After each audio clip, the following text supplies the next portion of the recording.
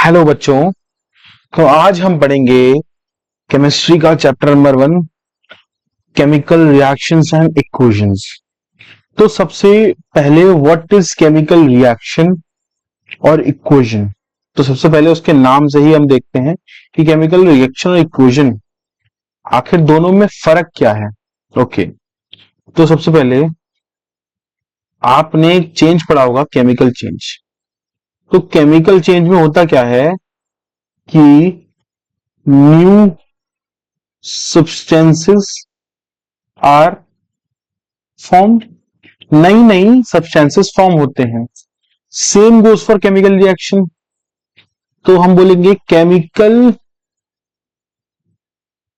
Reactions are those reactions in which new substances are formed. बिल्कुल सही बात है, नई नई चीजें बनती हैं। फॉर एग्जाम्पल, ए को हमने बी में डाला और हमें मिला सी और डी। अब यहां पे हम देखते हैं ए और बी को हम कहते हैं रिएक्टेंट्स और सी और डी को हम कहते हैं प्रोडक्ट्स। अब जाहिर सी बात है कि जो रिएक्टेंट्स की केमिकल प्रॉपर्टीज होंगी और प्रोडक्ट्स की केमिकल प्रॉपर्टीज होंगी, दोनों में जमीन आसमान का अंतर होगा। Means they differ in their chemical properties, that means new substances are formed.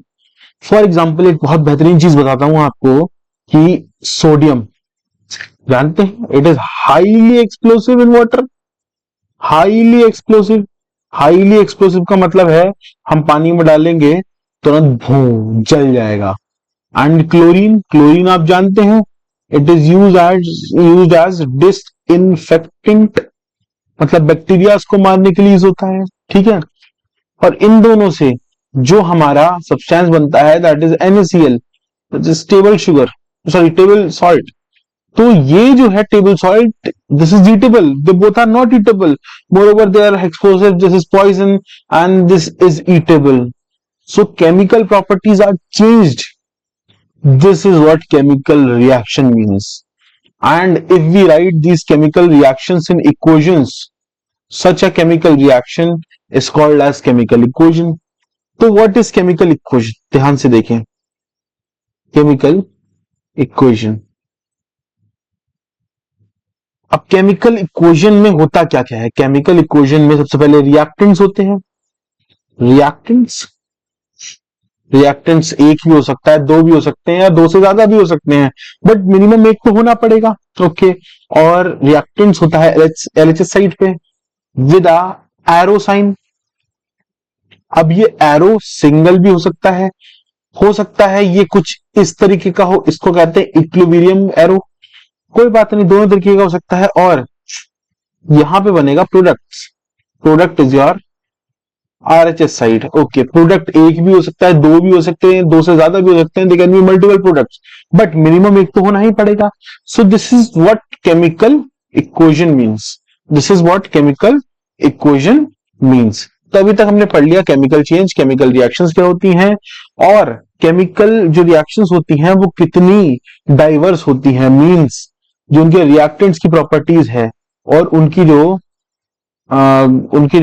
खुद की प्रॉपर्टीज है उसमें कितने जमीन आसमान का अंतर है। तो इसे हम कहते हैं, क्या नाम है, केमिकल रिएक्शंस। चलिए, अब इसके बाद हम पढ़ेंगे कैरेक्टरिस्टिक्स ऑफ केमिकल रिएक्शंस।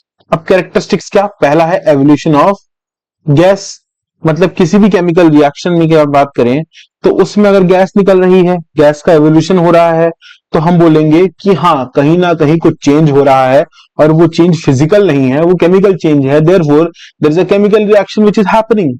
तो फॉर एग्जांपल हम बोलते हैं for example Zn plus H2SO4, मतलब मैंने जिंक लिया विच इज अ मेटल, और मैंने एक एसिड लिया। इन दोनों को जब मैंने रिएक्ट कराया तो मैंने कुछ इस तरीके का रिएक्शन पाया, और बड़े ध्यान से देखा कि ये हाइड्रोजन गैस निकल रही है, अब ये हाइड्रोजन गैस का मुझे कैसे पता चला कि हाइड्रोजन कैसे निकल रही है?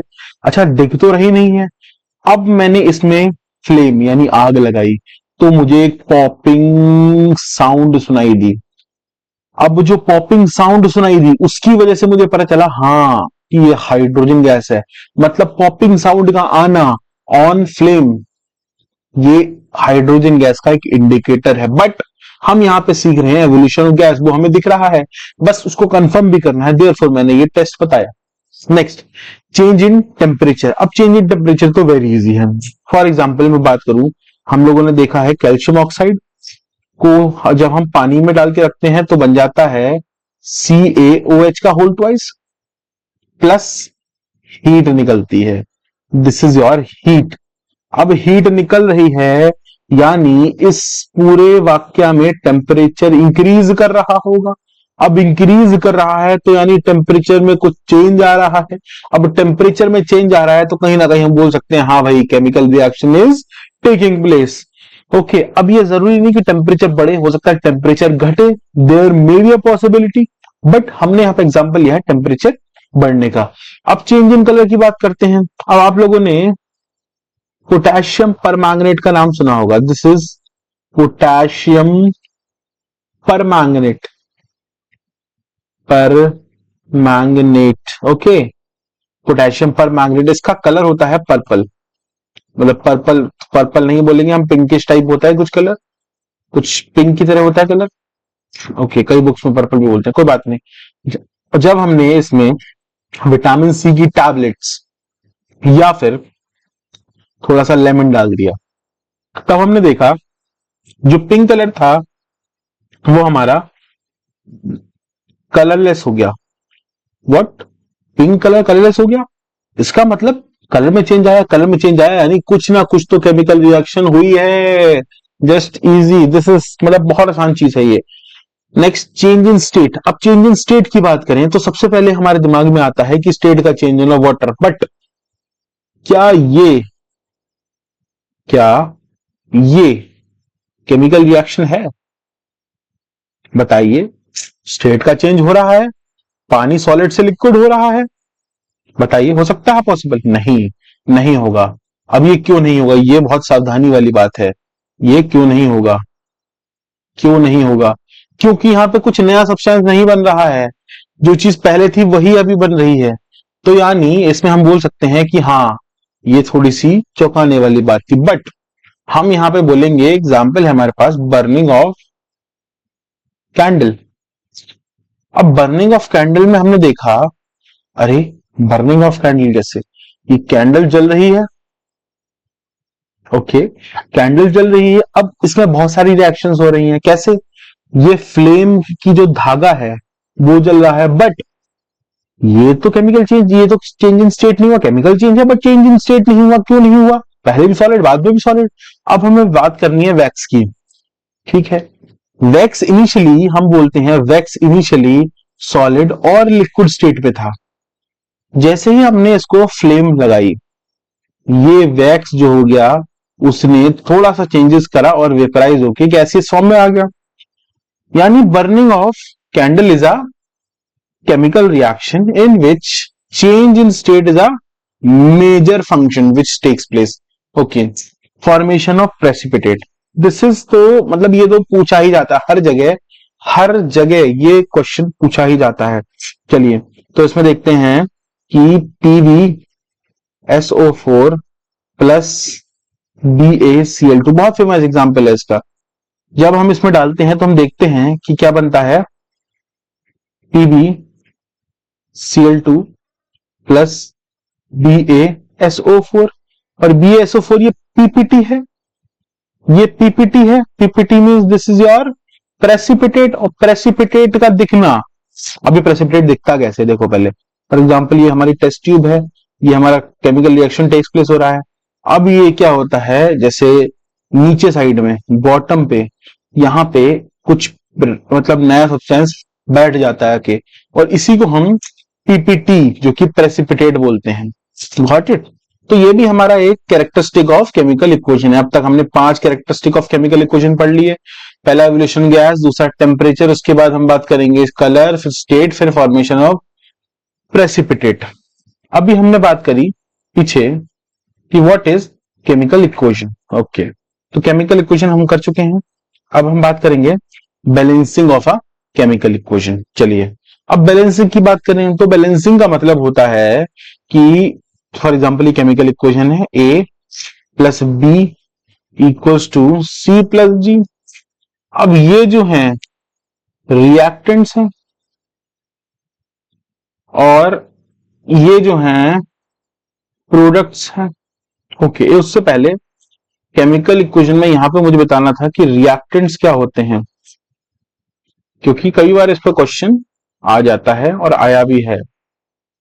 तो रिएक्टेंट्स आर substances या फिर those substances which react in a chemical equation। ठीक है, अब प्रोडक्ट्स तो substances, अब इसी को बहुत सिंपल तरीके से बोल सकते हैं हम, क्या बोल सकते हैं कि substances which are not reacted बल्कि which are formed in a chemical reaction are called as chemical is called as product। okay, which are formed। चलिए, ये हमारा रिएक्टेंट भी हो गया और हमारा प्रोडक्ट भी हो गया। अब हम बात करते हैं इसके आगे कि ये जो हमारा केमिकल रिएक्शन होता है, एक सेकेंड, ये जो हमारा केमिकल रिएक्शन होता है इसमें रिएक्टेंट्स से हमारा प्रोडक्ट बनता है। फॉर एग्जाम्पल मैं बोलूं H2 plus O2 gives H2O, इधर टू बैलेंस हो गई, वो बाद में बैलेंस सिखाता हूं। बट एक चीज बड़े ध्यान से देखना, क्या ये पूरा टर्म, ये मतलब H2 प्लस O2 रिएक्टेंट्स और ये प्रोडक्ट्स है, तो H कुछ इस तरीके से रहा होगा, O और O कुछ इस तरीके से रहा होगा और H2O कुछ इस तरीके से रहा होगा।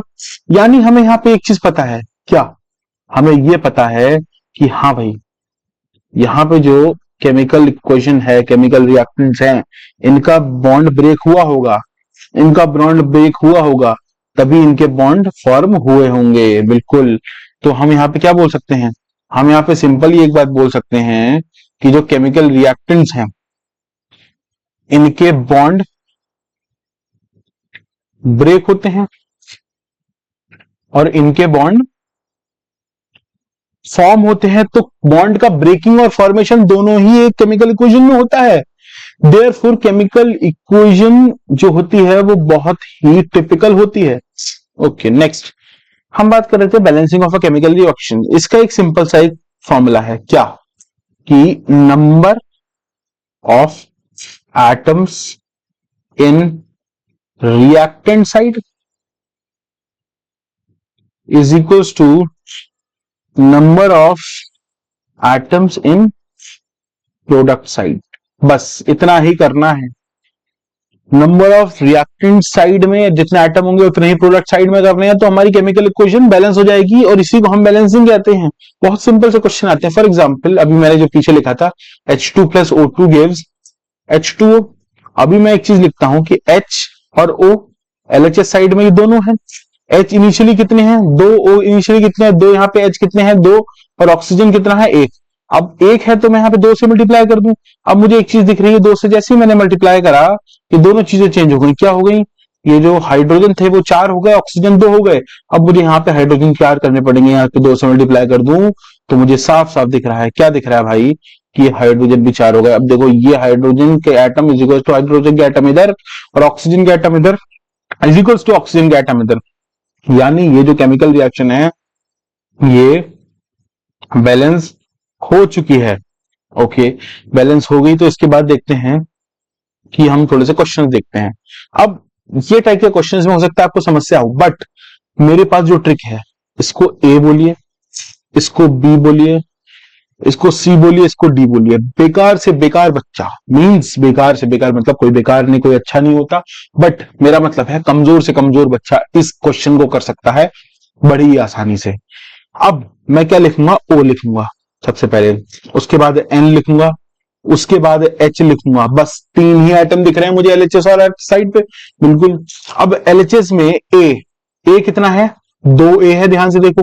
ऑक्सीजन का एक एटम नहीं है, 2 एटम है। O2 में 2 एटम होते हैं ऑक्सीजन के, और 2 into A that is 2A। अब RHS साइड में कितने हैं ऑक्सीजन के एटम? ध्यान से देखो, 3 इधर है यानी 3C, और D 1 है यानी 1D। अब नाइट्रोजन की बात करेंगे तो B एक ही है, बड़े ध्यान से देखिए, इज इक्वल्स टू C। बस इतना ही है। अब हाइड्रोजन की बात करें तो यहां पे इस एटम में 3 हाइड्रोजन है, 3B is equals to C plus 2D। बस अब हमारा काम यहां पे हो चुका है। अब हम बड़े ध्यान से देखें तो यहां, चलो पहले B is equals to C में देखें तो let B equals to 1, therefore C equals to 1। बिल्कुल इस इक्वेशन के हिसाब से C इक्वल्स टू 1। अब A और D की वैल्यू और निकालनी, हमारा काम हो जाएगा। तो मैं किसी में भी रख दूं, मींस अगर मैं पहले इसमें रख दूं, चलो इसमें रख देता हूं, तो 3 into 1 is equals to 1 plus 2D। बड़े ध्यान से देखें, 3 is equals to 1 plus 2D, 2 equals to 2D, यहां से D इक्वल्स टू 1 आ गया। अब मुझे बस A का और लाना है, तो कोई बात नहीं, 2A is equals to 3C plus D। पहली इक्वेशन का यूज करा, ये वाली। इसको बड़े ध्यान से देंगे, 2A is equals to 3 into 1 plus 1, 2A is equals to 4, A is equals to 4/2 that is 2। अब तो हमारा बड़ा इजी हो गया भाई, हमें ABCD सबकी वैल्यू आ गई। अब तो कुछ नहीं करना इसमें, अब कुछ नहीं करना। देखो ये हटा दो, sorry my mistake, it is, कोई बात नहीं। मतलब हम फिर से लिख सकते हैं इसको, फिर से कैसे लिख सकते हैं? फिर से ऐसे लिख सकते हैं कि हमने इसकी जगह, किसकी जगह? A की जगह हम क्या लिख दें? A की जगह हम लिख देते हैं, ओ यार ये आ ही नहीं रहा, कोई बात नहीं। मतलब ABCD की वैल्यू लिख दी, आप फिर से इसको लिख सकते हैं आप। चलिए आप लिख लीजिएगा, कोई दिक्कत नहीं। फिर से वही करते हैं, A इसको माने, इसको B माने, इसको C माने, इसको D माने और इसको E माने। अब पहला सारे आइटम्स लिख लो, H लिख लिया, फिर N लिख लिया, फिर O लिख लिया, फिर Ca लिख लिया, फिर C लिख लिया। मेरे हिसाब से और कोई आइटम है नहीं, अगर आपको दिख रहे हैं तो आप प्लीज बताइएगा मुझे। बट फिर भी H कितने हैं? एक यहां पर है, तो A इज इक्वल्स टू, आपको यहां पे नहीं दिख रहा है, अब यहां पे दिखेगा RHS साइड में, देखिए बस यहां पे दिख रहा है A is equals to 2E। N को देखिए A और कहीं नहीं है, इज इक्वल्स टू, अब N के एटम्स बड़े ध्यान से काउंट करना, NO3 2 है यानी 2N है यानी 2C। उसके बाद N और कहीं नहीं है, फिर उसके बाद O को देखें, ध्यान से देखना, 3A है, इधर 3 है, इधर 3B है, गिव्स। अब ध्यान से देखें O के एटम इधर 3 है एक NO3 के में, बट NO3 2 है तो 6C यानी 6C plus 2D plus E। Okay, next हम बात करेंगे, देखो एक यहां पे एक ही है, ठीक है। उसके बाद कैल्शियम, कैल्शियम बड़े ध्यान से देखो तो एक ही है यानी B is equals to C, ठीक है, और कुछ नहीं है। अब C की बात कर लेते हैं, C मुझे दिख रहा है B इक्वल्स टू D, बहुत बढ़िया।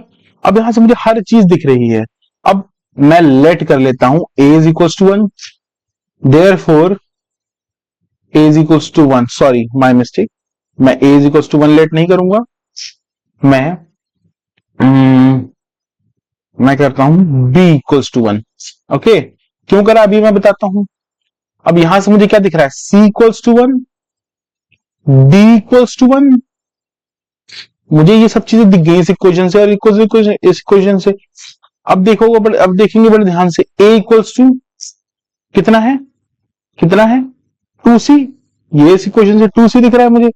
अब 2C का मतलब है 2 इंटू 1 दैट इज 2, A की वैल्यू 2 आ गई। अब मुझे E और निकालना है, अब A की वैल्यू 2 है तो पहला इक्वेशन लगा दें, 2 इज इक्वल टू 2E, तो E की वैल्यू 1 आ जाएगी। सब A की वैल्यू मिल गई, B की वैल्यू मिल गई, C की वैल्यू मिल गई, D की वैल्यू मिल गई, E की वैल्यू मिल गई, मतलब मुझे बस यहाँ पे 2 लगाना था, बाकी सब 1। ठीक है, बहुत कॉम्प्लेक्स रिएक्शन है, शायद बहुत लोगों को दिक्कत आती होगी, बट ये बहुत इजी हो गई। अब आगे चलते हैं, नेक्स्ट ये वाला जो क्वेश्चन है, इस टाइप के क्वेश्चन में है, ये तो बहुत इजी क्वेश्चन है, बट अभी मैंने आपको सब कुछ सिखाया, बट इसमें मैं थोड़ा शॉर्टकट सिखाता हूँ आपको। LHS साइड में Fe कितने हैं? 1, इसमें Fe कितने हैं? 1, सॉरी Fe है 2, इधर एफ ही एक, मैं 2 से मल्टीप्लाई करते रहूं, बहुत बढ़िया कर दिया। अब इधर ओ कितने हैं, इधर ओ है 3, इधर ओ है 1, तो मैं 3 से मल्टीप्लाई कर दे रहा हूं, ओ बराबर हो गए, बिल्कुल हो गए। अच्छा एफ ही को मैं 1 ही रहने दे रहा हूं अभी इनिशियली। अब इधर देखें, एफ ही बराबर हो गए, ओ बराबर हो गए, एच बराबर करने हैं, एच कितने हैं, H2 में 2H है और 3H2 में 6H है। तो यहां पे अगर मैं 3 लगा दूं तो मुझे दिख रहा है हाँ कि 6H हो गया, यानी सब कुछ बैलेंस हो गया। मतलब बिना सोचे, मतलब सोचना तो पड़ेगा बट बिना हमने इतना काम धाम करे जो पहले करा था, बट जिसको नहीं आ रहा वो इसी मेथड से कर ले, well and good, because this method is superior. कौन सा वाला, ये वाला, this method is superior, very superior. ठीक है, जो इसको नहीं आ रहा वो इस मेथड से कर ले। अब ये वाला देखिए, इसको भी मैं बिना कुछ हाथ लगाए करता हूं, मतलब हाथ इन द सेंस बिना कुछ इक्वेशन बनाए करता हूं। देखिएगा सी यहाँ पे कितने हैं, 3 सी है, तो मैंने यहाँ पे 1 सी है तो 3 लगा दिए, सी बैलेंस हो गए। अब एच की बात करते हैं, ओ सबसे एंड में देखेंगे यहाँ पे, ठीक है, 6 ओ है यहाँ पे, सॉरी 6H है यहाँ पे। यहाँ पे कितने हैं, 2, 3 से मल्टीप्लाई कर दे 6H हो जाएंगे, एच भी बैलेंस हो गए। अब ओ यहाँ पे कितने, O2 है, ठीक है, और इधर कितने हैं, 6 ये है प्लस 3 ये है, 6 ये है प्लस 3 ये है, तो 9 है, 2 इधर है, 2 इधर है, तो हमें इधर 7 चाहिए। तो मैं एक काम कर रहा हूं, इधर 7/2 लिख दे रहा हूं। अब ध्यान से देखो, ये 7O प्लस 2O 9O हो गए, और 6 प्लस 3 9O हो गए, पूरी इक्वेशन बैलेंस। बट ये फ्रैक्शन में है, समस्या ये है फ्रैक्शन में है, तो मैं करूंगा क्या, पूरी इक्वेशन को मल्टीप्लाई बाय 2 कर दूंगा, यानी 2C3H6O2 plus 7O2 gives you 3CO2 plus 3H2O. Sorry, my bad. ये होगा 6 and 6. ओके, पूरी इक्वेशन बैलेंस हो चुकी है, this is your answer. Next इसके बाद देखेंगे ये वाले। अब इसको हम थोड़ा सा करते हैं ABCD मेथड से, ABCD। अब जितने भी क्वेश्चन हैं तो थोड़े से टिपिकल हो सकते हैं आपके लिए, कोई बात नहीं, फिर भी हम देखते हैं। P है, O है, H है और Cl है। अब P कितने हैं, 4A is equal to C plus D। यहाँ पे देखिए एक P है, एक P इधर है। O को देखें तो O हमें दिख रहे हैं यहाँ पे, देखिएगा कि 10A plus C, 10A sorry, 10A gives you C plus 3D। ये पूरे इक्वेशन निकाला, यहाँ पे एक O है और यहाँ पे 3 O है, D से मल्टीप्लाई कर दिया। नेक्स्ट H का देखें तो H यहाँ पे B है, बस एक ही जगह है, गिव्स यू D, बस हो गया काम। और उसके बाद हम Cl को देखें तो Cl B gives you 3C plus only 3C। Okay, अब मैं यहां पे क्या करता हूं, मैं लेट करता हूं, लेट C इक्वल टू 1। मैंने कर लिया C इक्वल टू 1, तो यहां से मुझे दिख रहा है, मैंने लेट C इक्वल टू 1 करा। जैसे ही C इक्वल टू 1 करा तो मुझे फोर्थ इक्वेशन से B इज इक्वल टू 3 आ गया। ओके, और थर्ड इक्वेशन से D इक्वल्स टू 3 आ गया, क्योंकि since B is equals to D, therefore मुझे अभी 3 मिल चुके हैं। अब मुझे A और सॉरी A ही निकालना है, बस A ही बचा। तो A के लिए मैं क्या करूंगा, पहली इक्वेशन देखूंगा, 4A gives you C plus D। अब 4A gives you 1 plus 3, A is equals to 4/4, that equals to 1। तो यहां से A इक्वल्स टू 1। अब यहां पे मैं इधर लगा दू 1 3 1 3, मेरा काम हो जाएगा। नेक्स्ट यहां पे ABCD, ओके, N लिखो, O लिखो, H लिखो, 3 ही है, काम हो जाएगा इतने में। N कितना, A is equals to D, साफ साफ दिख रहा है। O की बात करें तो A plus B plus 2C equals to 3D, very easy. उसके बाद सॉरी 2B प्लस 2B, बस H का एक ही है, 2B गिव्स यू D। अब काम हो जाएगा। मैं काम करता हूं, मैं लेट कर लेता हूं, लेट A इक्वल्स टू 1, तो यहाँ पे d इक्वल्स टू 1 आ गया। ओके, a इक्वल्स टू 1 करा, वैसे ही d इक्वल्स टू 1 आ गया यहां से, ये देखिएगा। ठीक है, अब उसके बाद मैंने क्या करा, मुझे d की वैल्यू निकालनी, तो 2b is equals to d। मैं यहां से क्या करता हूं कि b equals to d by 2। यहां से b की वैल्यू 1/2 आ गई, बट थोड़ा सा ये कॉम्प्लिकेट हो गया, तो हम एक बार इसको फिर से करते हैं। क्यों करेंगे इसको फिर से, मैं बताता हूँ, रीजन है इसका। मुझे इसको a को नहीं मानना है, बताऊंगा अभी क्यों, वो सबसे एंड में ही बताना है मुझे। देखो, मैं यहाँ पे b को 1 मान रहा हूं, ठीक है, b को 1 माना, तो वैसे ही d हमारा कितना हो गया, 2। कौन सी इक्वेशन से, इस इक्वेशन से, और a की वैल्यू क्या निकलेगी, b के यानी 2। अब c निकालना है बस, ये वाली इक्वेशन में रख दो, आ जाएगा a plus B plus 2c equals to 3d। यहां से 2c equals to 3d minus a minus b, 3 into 2 minus 2 minus 1, this is 6 minus 2 minus 1 equals to 3। Okay, तो c is equals to 3/2। Okay, अब एक चीज बड़े ध्यान से देखो कि c 3/2 आ गया। अब a तुम्हारा कितना है, a है 2, b है 1, c है 3/2, d है 2। अब मुझे यहां पे क्या करना है, सबकी वैल्यू रखनी है, और एंड में मुझे दिखेगा कि ये वाला फैक्टर 3/2 है, तो मैं टोटल को 2 से मल्टीप्लाई कर दूंगा और लिखूंगा कुछ इस तरीके से, 4NO plus 2H2O gives you 3O2 plus 4HNO3। अब बड़े ध्यान से देखें, N कितने, इधर 4, इधर भी 4, O कितने, 4 प्लस 2 6, इधर देखो 6, बिल्कुल 6। ठीक है, मतलब सब बैलेंस हो चुका है। ओके,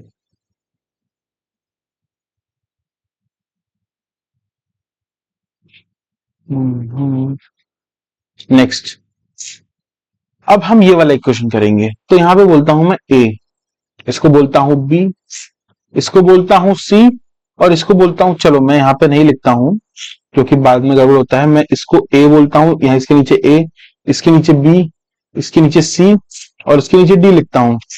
अब मुझे दिख रहा है यहाँ पे एक mg है, एक n है, एक p है, एक h है, और एक o है। ठीक है, अब a के देखेंगे तो mg के लिए a is equals to b, sorry 2b, यहां पे 2 दिख रहा है मुझे। अब n के लिए देखेंगे a इक्वल्स टू c, उसके बाद p के लिए देखेंगे तो p मुझे दिख रहा है a इक्वल्स टू 2b, फिर h के लिए देखेंगे तो मुझे दिख रहा है कि 4a equals to 3c plus 2d। अब o के लिए देखेंगे तो मुझे दिख रहा है 4a plus 7b, 4a plus 7b, और sorry 4a gives you 7b, 4a gives you 7b plus d। Okay, यहां से मैं क्या करता हूं, मैं लेट कर लेता हूं b इक्वल टू 1। जैसे ही मैंने b इक्वल टू 1 लेट करा तो a क्या आ गया, a2 आ गया फ्रॉम दिस इक्वेशन और दिस इक्वेशन। c क्या आ गया, c a के बराबर है तो 2 आ गया, वेरी गुड। अब d निकालना है तो d किसी भी इक्वेशन में रख दो, सेम आएगा। Let me show you how कैसे आएगा, तो बड़े ध्यान से देखें, 4a is equal to 3c plus 2d। अब 4 की जगह मैंने ये a की जगह 2 रख दिया, इज इक्वल टू 3 की, ये c की जगह 2 रख दिया प्लस 2d। ये कितना आया 8, और ये minus 6 is equal to 2d। यहां से d is equal to 2/2 that is equal to 1। तो पहला हमारा ये आ गया। ओके, दूसरी इक्वेशन देखें, 4a gives you 7b plus d। अब यहां से देखिए तो ये कितना है, this is 4 into 2, because a की वैल्यू 2 है, is equal to 7 into 1 equals to d। अब ये देखो ये कितना हो गया, 8 माइनस 7 इक्वल्स टू d, तो d इक्वल्स टू 1। कहीं से भी देखो आंसर वही आना है, बिकॉज कंसेप्ट सेम है तो सब कुछ सही है। तो a की जगह मैं यहाँ पे 2 रख देता हूं। ओके, a की जगह मैंने यहाँ पे 2 रख दिया, b की जगह यहाँ पे 1 रख दिया, c की जगह यहाँ पे 2 रख दिया, और d की जगह मैंने यहाँ पे 1 रख दिया। तो आंसर हमारा आ गया। वैसे ये काफी समय टाइम टेकिंग था पर फिर भी, बट ये कंफर्म करता है। ओके, मैंने फिर से वही सेम चीज गलती करी, कोई बात नहीं। ए यहाँ पे लिख दिया, बी यहाँ पे लिख दिया, सी ये लिख दिया, डी ये लिख दिया, ई।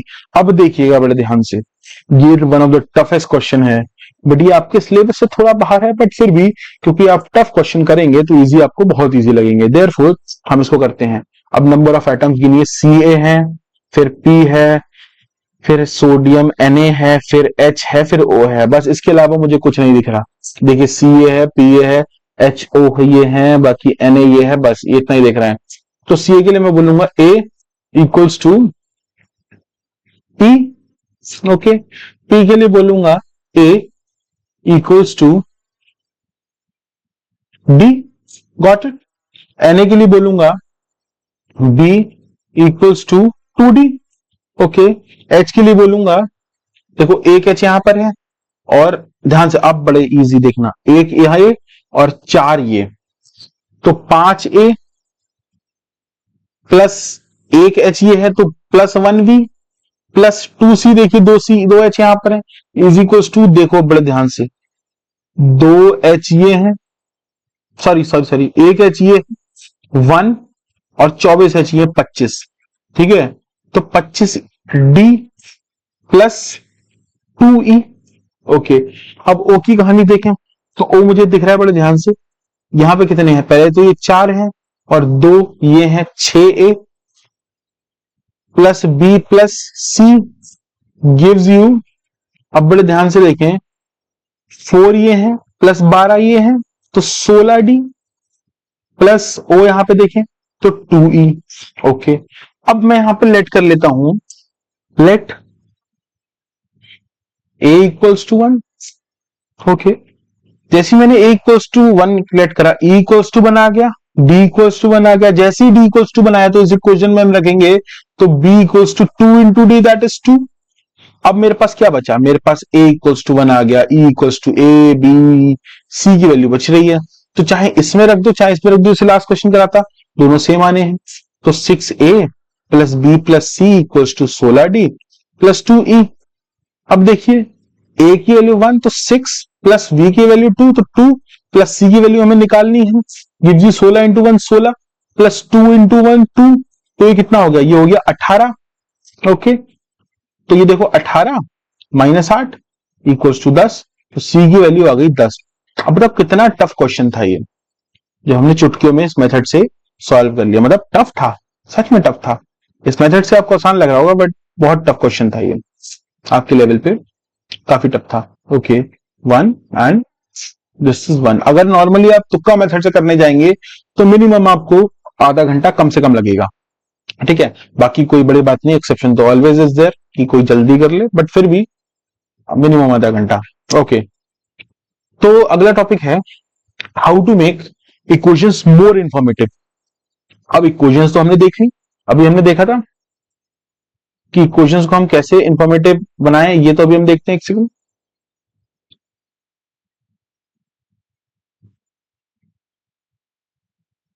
अभी हमने पीछे देखा था। ओके, उससे पहले व्हाट इज केमिकल इक्वेशन में हमने देखा था कि यहाँ पे हमने क्या देखा था कि रिएक्टेंट्स में ये सब कुछ होता है, प्रोडक्ट्स भी कुछ होते हैं, बट अभी हमें देखना है कि how to make chemical equation more informative. सबसे पहले फिजिकल स्टेट्स, क्या वो सॉलिड है तो उसके लिए सॉलिड हम ऐसे लिखेंगे, अगर वो लिक्विड है तो लिक्विड हम ऐसे लिखेंगे, अगर वो एक्वस है तो एक्वस हम ऐसे लिखेंगे, एक्वस मतलब उसमें पानी मिला हुआ है। ठीक है, अगर वो गैसियस स्टेट में है तो गैसियस हम ऐसे लिखेंगे।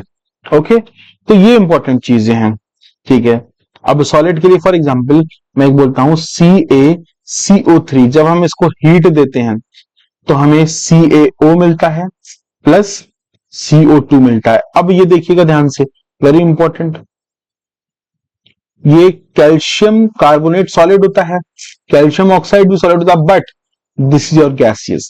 हम इसको ऐसे भी दिखा सकते हैं और हम इसको ऐसे भी दिखा सकते हैं, बट अभी इसको चौथे पॉइंट में हम नोट करेंगे कि होता इसको हम कैसे इंफॉर्मेशन और बना सकते हैं। Okay, next is heat change. आप हीट चेंज जैसा कि मैंने बताया, फॉर एग्जांपल जैसे ये इक्वेशन में हम हीट देते हैं तो ये लिख दें, तब भी इंफॉर्मेशन हमारी इंफॉर्मेटिव है। अगर फॉर एग्जाम्पल अगर हम इसकी बात करें, जैसे कि मैंने बताया इसमें हीट निकलती है रिएक्ट प्रोडक्ट साइड में, तो हीट चेंज अगर हमें दिख रहा है तो केमिकल इक्वेशन तो हो रही है, but this is more informational कि हम उसको लिख रहे हैं। Okay, now we will talk about special conditions. तो फॉर एग्जांपल कुछ रिएक्शंस ऐसी होती हैं जो कुछ स्पेशल कंडीशंस पे ही वर्क करती हैं, उससे ऊपर या नीचे हो सकता है उनका कोई प्रोडक्ट चेंज हो जाए। फॉर एग्जांपल मैं बात करता हूं, जैसे इथेनॉल है CH3CH2OH, इसके पास दो कंडीशन है। पहली कंडीशन है कि मैं इसको 413 केल्विन पर हीट कर दूं, और दूसरा है मैं इसको 443 केल्विन पे हीट कर दूं। पहली कंडीशन में ये एक ईथर बना लेगा, जो कि हम फोर्थ चैप्टर में पढ़ेंगे, बट ईथर बना लेगा। अब ये अगले उसमें ये एलिमिनेशन कर देगा, ये भी हम फोर्थ चैप्टर में पढ़ेंगे। मतलब जैसे ही हमने कंडीशन को चेंज करा, जैसे ही हमने कंडीशन को चेंज करा, प्रोडक्ट ही चेंज हो गया। Therefore special conditions must be written on it. अब इस पे एक स्पेशल चीज जो लिखनी थी और छूट गई है कि देयर शुड बी, चौथा, this sign for gas evolution should be written and this sign for PPT यानी precipitate should be given. This is very very very important. ठीक है, अगर आप गैस ये ना लिखते हैं और ये बना देते हैं तब भी आपके नंबर ना घटेंगे। ओके, तब भी आपके नंबर नहीं घटेंगे। ठीक है, हाँ, वेरी इंपॉर्टेंट। ठीक है, उसके बाद हम बात करेंगे टाइप्स ऑफ केमिकल रिएक्शंस। अब केमिकल रिएक्शन सबसे पहला टाइप और सबसे सिंपल टाइप होता है कॉम्बिनेशन रिएक्शन। अब it's name suggest combination reaction in which it's a type of reaction in which two or more reactants react to form one product। ठीक है, जैसे कि इसका बहुत फेमस सा एक एग्जांपल है कि फॉर एग्जांपल मैं बोलूं कि CaO कैल्शियम ऑक्साइड को हम CO2 देते हैं तो ये बना देता है CaCO3। बट इसमें समस्या क्या है कि ये तो होती है हमारी सॉलिड, ये तो हमारा गैस, तो इसमें हमें हीट देनी नहीं होती, इसको हमें कम हीट पे रिएक्ट कराना होता है और ये बन जाता है सॉलिड। ठीक है, अब इसके बाद और भी बहुत सारी रिएक्शंस है। For example H2 plus O2 gives you H2O। This is a good example of this. Okay, बहुत सारी कॉम्बिनेशन रिएक्शन बहुत टाइप हो सकती हैं, बट इसमें याद क्या रखना है कि दो से ज्यादा रिएक्टेंट्स एक प्रोडक्ट बनाएंगे। ओके, नेक्स्ट डिकम्पोजिशन रिएक्शन, ये उल्टा ऑफ कॉम्बिनेशन। ठीक है, ऐसे करके याद कर लो। अब डिकम्पोजिशन रिएक्शन में होता क्या है कि एक जो हमारा रिएक्टेंट होता है वो टूट जाता है इनटू फॉर्म मल्टीपल प्रोडक्ट्स। ठीक है, दिस इज वेरी इंपॉर्टेंट, याद रखना, ये काफी इंपॉर्टेंट है क्योंकि कई बार पूछ लेते हैं which of the following is a type of decomposition reaction. ठीक है, तो बोलेंगे in this one reactant react to form two or more than two products। ठीक है, अब इसका एक काफी अच्छा रिएक्शन है KClO3 और जब हम हीट करते हैं तो KCl प्लस O2 बन जाता है। ये भी काफी इंपॉर्टेंट है, ये भी काफी इंपॉर्टेंट है। Okay, next is displacement reaction.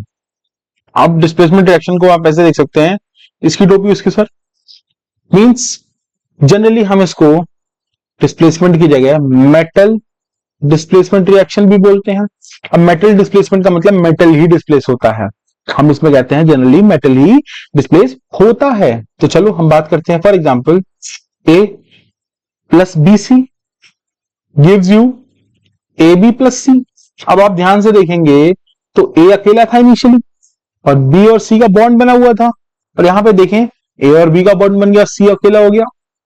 तो यहां पे बी जो है वो डिस्प्लेस कर गया और कहां पहुंच गया, ए के संग।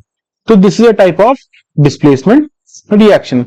इसका हम एग्जाम्पल बड़े फेमस देखते हैं, जैसे कि अभी हमने देखा था कि Zn plus H2SO4 gives you ZnSO4 plus H2।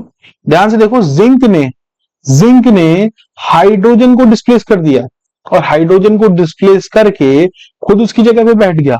This type of displacement reaction और मेटल डिस्प्लेसमेंट रिएक्शन। ओके, अब इस टाइप में हम बहुत सारी चीजें ऑब्जर्व कर सकते हैं, जैसे कि मैंने अभी बताया था पॉपिंग साउंड इसमें दिखेगी।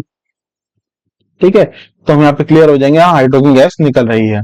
उसके बाद डबल डिस्प्लेसमेंट रिएक्शन।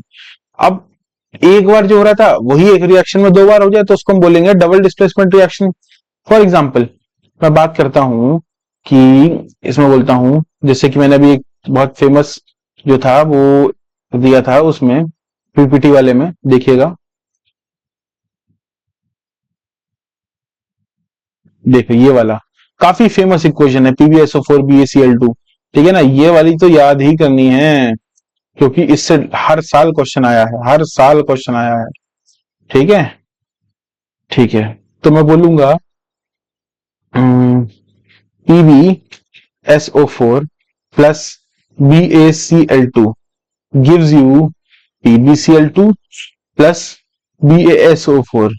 वो बात अलग है कि इसका पीपीटी बन जाता है, बट क्या ये रिएक्शन नहीं है इंपॉर्टेंट? बिल्कुल बहुत इंपॉर्टेंट है। अब हम इसके बारे में लिखेंगे, जैसे कि हमने इधर लिखा था कि अच्छा इधर लिखा ही नहीं है, कोई बात नहीं, यहाँ पे भी लिख देते हैं एक बार, यहाँ पे भी लिख देते हैं एक बार। ठीक है, तो क्या लिखेंगे सबसे पहले, type of reaction in which one metal displaces and form product.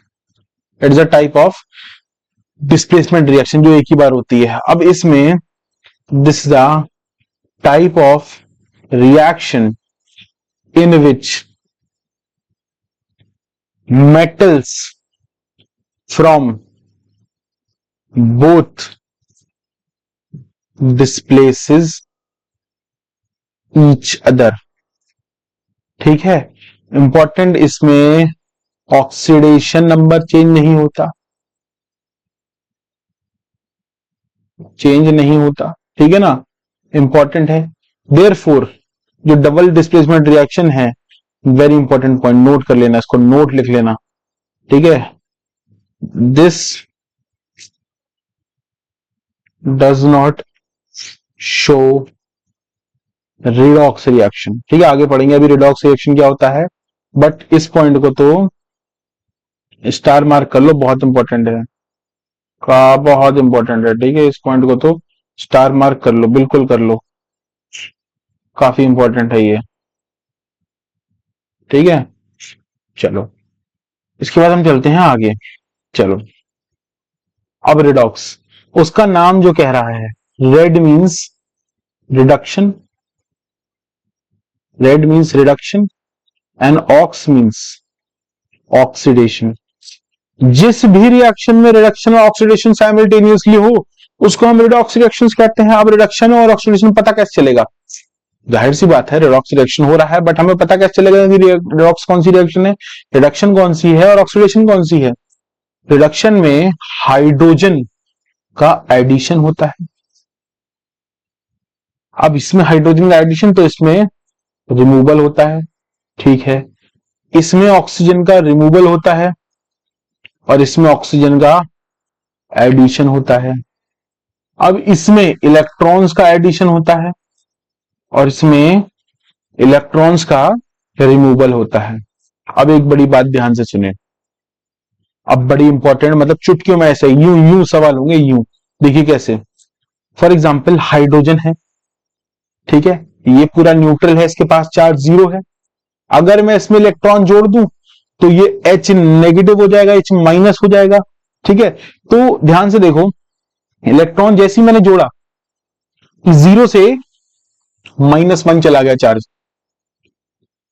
यानी चार्ज रिड्यूस हो गया। तो कभी चार्ज रिड्यूस होगा हम बोलेंगे रिडक्शन हो रहा है। अच्छा, अगर मैं इसी में से एक इलेक्ट्रॉन निकाल लेता, तो बड़े ध्यान से देखो, इनिशियली 0 था चार्ज, अब प्लस हो रहा है, यानी बढ़ रहा है। बढ़ेगा तो हम उसे ऑक्सीडाइजेशन कहेंगे और फिर ऑक्सीडेशन कहेंगे, ठीक है ना। तो ऐसे हम चार्ज को देखेंगे और सब कहानी निकाल लेंगे, ठीक है। बट यहां पे एक खास वाली बात जो मैंने पिछली बार भी बताई थी, क्या है देखो, वो है कि जितनी भी ऑल डबल डिस्प्लेसमेंट रिएक्शंस हैं, ठीक है, जितनी भी डबल डिस्प्लेसमेंट रिएक्शंस हैं, वो क्या शो नहीं करती, do not show redox. Very important, very very very important.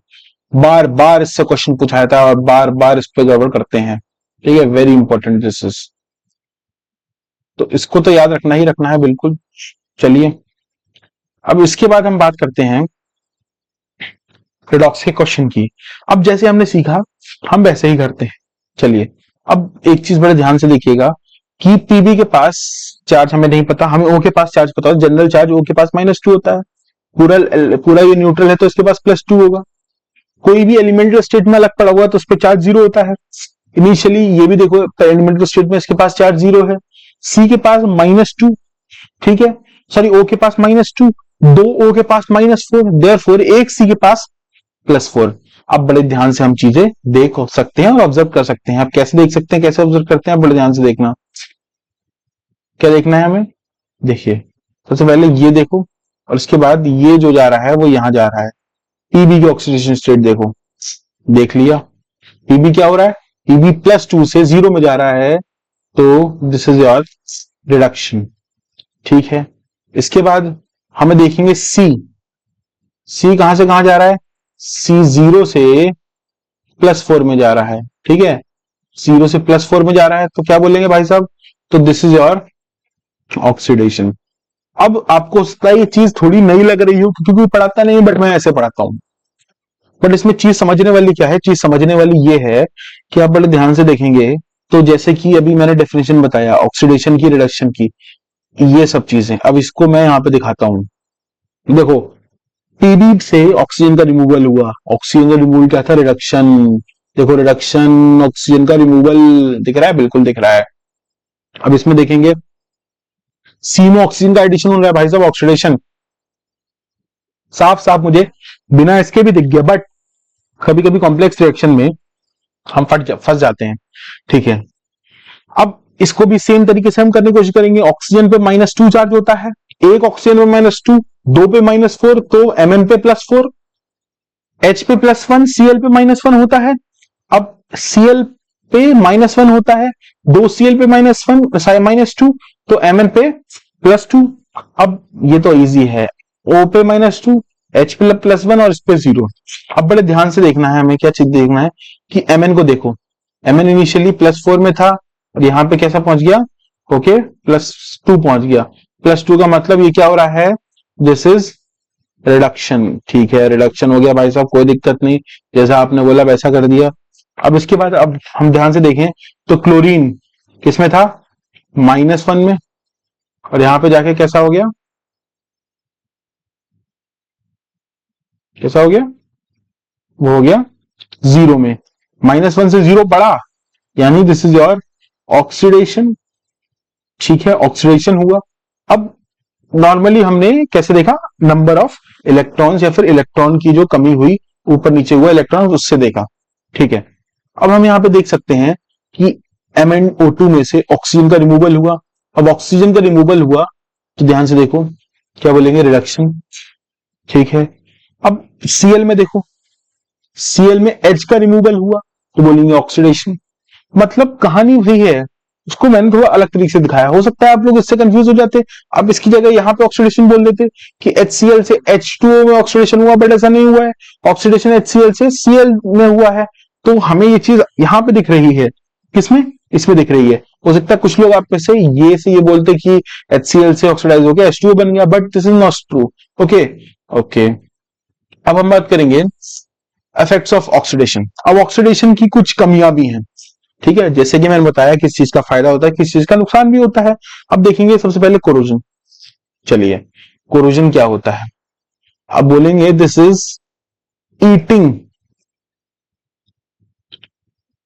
Away of metal surface due to oxidation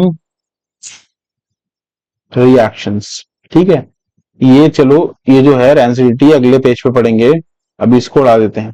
ठीक है, चलिए अब हम इसमें देखते हैं बड़े ध्यान से कोरोजन का, हमें पता चल गया क्या होता है। ठीक है, अब कोरोजन देखेंगे कुछ मेटल्स पे होता है, फॉर एग्जांपल बोलेंगे आयरन। आयरन के कोरोजन को हम कहते हैं, corrosion in iron is called as rusting. अभी रस्ट कैसा कलर का होता है? This is reddish brown colour. ठीक है, अभी रस्ट होता क्या है आपस में? देखो, आयरन है, आयरन को ऑक्सीडाइज करो। अब आयरन या तो Fe2 प्लस में जा सकता है और Fe3 प्लस में जा सकता है। ठीक है, ये Fe है, सॉरी। अब Fe2 प्लस में जाएगा तो बनाएगा FeO, और 3 प्लस में जाएगा तो बनाएगा Fe2O3। दोनों को ऐड कर तो क्या होगा? Fe3O4, और साथ में कुछ पानी कंटेंट भी होगा। हम कितना होगा हमें नहीं पता, इसलिए हमने एक्स लगाया है। ठीक है, अब ये जो होता है, ये जो होता है वो रस्ट का फॉर्मूला होता है। क्या होता है? वो रस्ट का फॉर्मूला होता है। अच्छा, कई बुक्स वाले क्या बोलते हैं कि Fe2O3.XH2O, but this is also correct and that is also correct, क्योंकि वो सिर्फ इसको मान रहे हैं और हम दोनों को मान रहे हैं। ठीक है, तो ये है रस्ट का formula. Okay, very important for your examination. ठीक है, अब हम बात करेंगे सिल्वर। देखो, सिल्वर के कोरोजन को हम कहते हैं टार्निशिंग। अब टार्निशिंग से सिल्वर ब्लैक कलर का हो जाता है, ये याद रखना है। नेक्स्ट होता है कॉपर का। कॉपर का अभी तक हमें कोई नाम नहीं पता, बट कॉपर ग्रीन टर्न हो जाता है, जैसे कि हम देखते हैं statue of liberty in United states of America. Okay, तो वहां पे हमने जो मूर्ति देखते हैं, स्टैच्यू ऑफ लिबर्टी देखते हैं, वो इनिशियली वो कॉपर की बनी है, बट वो इनिशियली कैसी थी? जैसा कॉपर का कलर होता है, तांबे का कलर होता है, बट वो धीरे धीरे धीरे कोरोजन की वजह से वो ग्रीन कलर की हो गई। ओके, नाउ कोरोजन से कैसे बचें? That is prevention. प्रिवेंशन कैसे करें? बहुत सिंपल सी चीज है प्रिवेंशन करने के लिए। क्या सिंपल है? सबसे पहले मतलब उसका लिंक काट दें। किसका लिंक काट दें? जैसे कि फॉर एग्जांपल ये मेटल का सरफेस है, यहां पे पानी का जो लिंक आ रहा है उसे काट दें।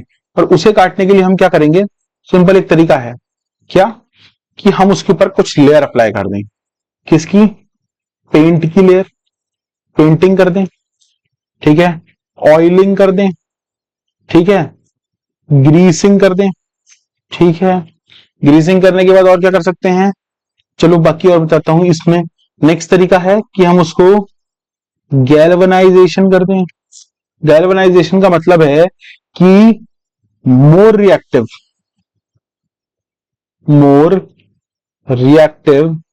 Metal should be placed on less reactive metal. उससे होगा क्या? हमारा जो हम जिस मेटल को बचाना चाहते हैं वो लेस रिएक्टिव वाला है, वो बच जाएगा और ये वाला कोरोड हो जाएगा। तो हमें हमको इसको नहीं बचाना है, हमें इसको बचाना है। देयरफॉर हम मोर रिएक्टिव मेटल को लेस रिएक्टिव के ऊपर लगा देंगे। ठीक है, जैसे कि हम बोलते हैं जिंक गैल्वेनाइजेशन। ठीक है, जिंक को ऊपर लगा देते हैं। ठीक है, अगला होता है इलेक्ट्रोड प्लेटिंग। इलेक्ट्रोड प्लेटिंग का मतलब है, फॉर एग्जांपल ये कोई मेटल है। ठीक है, मेटल जो है बाहर सरफेस से एक्सपोजर है, तो हम क्या करें? इससे एक इलेक्ट्रोड लें और इलेक्ट्रोड को जमीन के अंदर फिक्स कर दें। तो जितने भी एक्सेस इलेक्ट्रॉन्स होंगे, जितने भी एक्सेस कोरोजन होगा, वो यहां पर नहीं होगा, बल्कि जिस मेटल के साथ हमने जोड़ा है यहां पर होगा। ठीक है, but this metal should be more reactive, ये कंडीशन है इसकी। ठीक है, इसमें कोई दिक्कत नहीं होनी चाहिए, दिस इज वेरी इजी। अब हम बात करेंगे, प्रिवेंशन हमने बात कर ली, ठीक है। अब नेक्स्ट हम बात करेंगे रैंसिडिटी। तो रैंसिडिटी हम अभी पढ़ने वाले थे, ओके।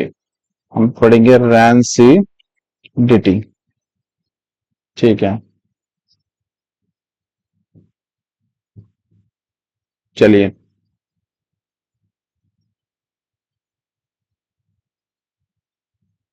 ये क्या हो रहा है, just a second. Okay, rancidity हम पढ़ते हैं। तो रैंसिडिटी है क्या, जो हमने अभी पढ़ा था, मतलब ऑक्सीडेशन रिएक्शन ही है ये। It is slow oxidation of food supplies, मतलब उसका स्लो ऑक्सीडेशन होना, उसको हम कहते हैं फूड सप्लाईज का स्लो ऑक्सीडेशन, उसको हम कहते हैं रैंसिडिटी। ठीक है, बहुत सिंपल है, मतलब कि जैसे खाना का खराब होना और कुछ नहीं। जैसे कि हम क्या नाम है, किचन में खाना बाहर छोड़ देते हैं, तो कई बार वो खराब हो जाता है, उसमें फंगस लग जाती है, दैट इज रैंसिडिटी। अचार खुला छोड़ देते हैं, अचार में तेल कम डालते हैं, तो उस पर फंगस आ जाती है, दैट इज रैंसिडिटी। और कुछ नहीं है, मतलब eaten away the food particles by microorganisms or their secretions is called as rancidity, अगर हम बायो की लैंग्वेज में बात करें। बट हम केमिस्ट्री पढ़ रहे हैं, देयरफॉर हम इसके बारे में थोड़ा सा पढ़ना पड़ेगा। रैंसिडिटी तो इतनी है, बट इसके प्रिवेंशन की बात करते हैं। अब बोलते नहीं prevention is better than cure, तो क्योर एंड में ना हमें करना पड़े, इसलिए अभी हम प्रिवेंशन कर लें। तो पहली प्रिवेंशन है, सबसे पहले फूड प्रिजर्वेटिव्स डाल दो, फूड प्रिजर्वेटिव्स डाल दो, ठीक है। फूड प्रिजर्वेटिव जैसे कि हम बोलेंगे बेकिंग सोडा डाल लो, ठीक है, नाइट्रोजन गैस डाल लो, ये हमारे फूड प्रिजर्वेटिव्स हैं। ओके,